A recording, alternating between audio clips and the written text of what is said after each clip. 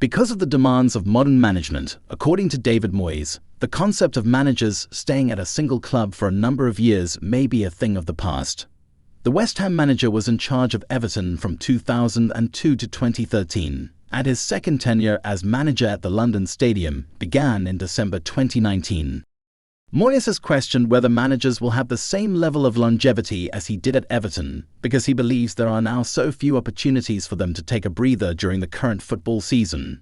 We get international breaks, and it wouldn't be wrong if a manager went and had a week off. You can understand it because it is the chance to get a break, and you may not get many other opportunities, the Hammers boss said.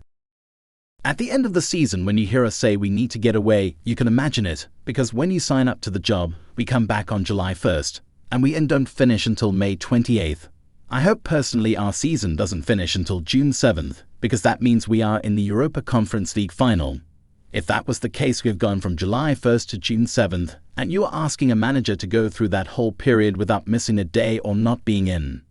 Of course, we get a day off here and there, but ultimately you are working every weekend. You are in a hotel every second weekend if you are away from home, so you do see the strains of modern management come through.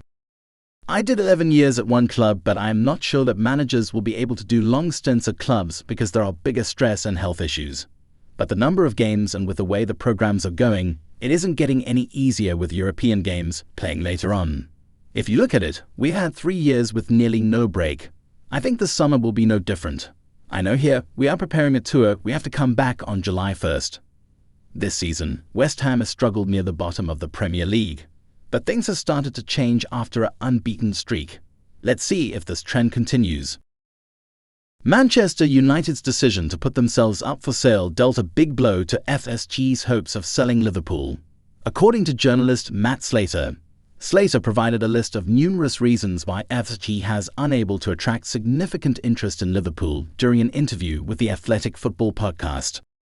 For whatever reason, it hasn't worked out. I think because of that high valuation for Chelsea, the fact that the economy we're 1 year further on and it's not looking great, the fact that Liverpool have some challenges around retooling, the journalist explained.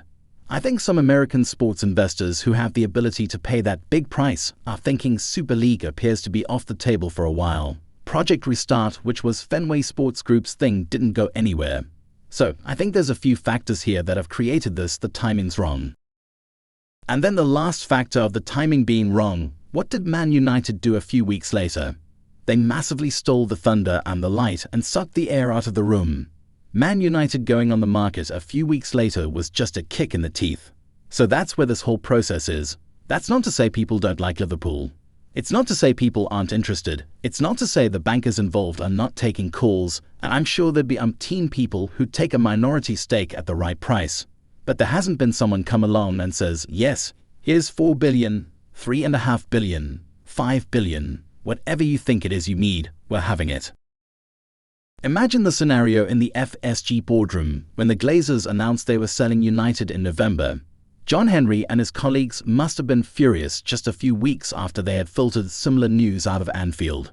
Nonetheless, despite their competition on the field, FSG and the Glazers seemed to get along well.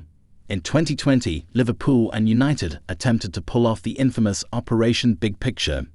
They may have anticipated a small amount of difficulty in selling the club as a result.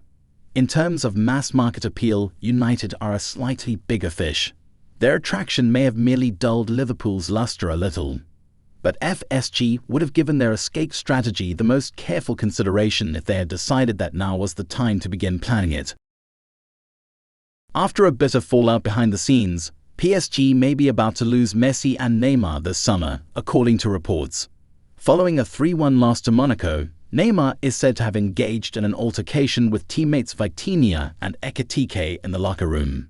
Just a few weeks prior, Kimpembe claimed he was not made aware that Kylian Mbappé had taken his place as PSG's vice-captain at the start of the current season. With their recent slump in form, Mbappé then posted on social media begging for unity, although it is obvious that there are serious issues within the French team's locker room. The Daily Mirror claims that Neymar and Mbappé have been at odds for some time, and that as a result, both Messi and the Brazilian are looking to leave Paris.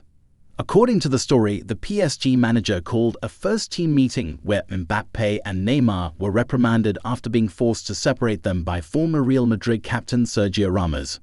On the other side, Messi is nearing the end of his 2-year deal with PSG and may now negotiate a free move to another team at the end of the current campaign. Rumor is the Argentine international is considering a move to the MLS, with Inter Miami one of the front-runners to sign the great. It will be intriguing to watch where he ends up if he is unable to reach a new contract agreement with PSG. With his former teammate Xavi in charge, a return to Barcelona is perhaps not entirely out of the question. With Mbappé, if he decides to leave, a move to the Premier League isn't out of the question because he has previously been linked with moves to Manchester United and Chelsea. Given that his current contract is slated to expire in 2025, the English clubs would probably need to pay a colossal transfer fee. By the end of the current campaign, Neymar and Messi appear more likely to depart, which might cause major divisions among the PSG squad.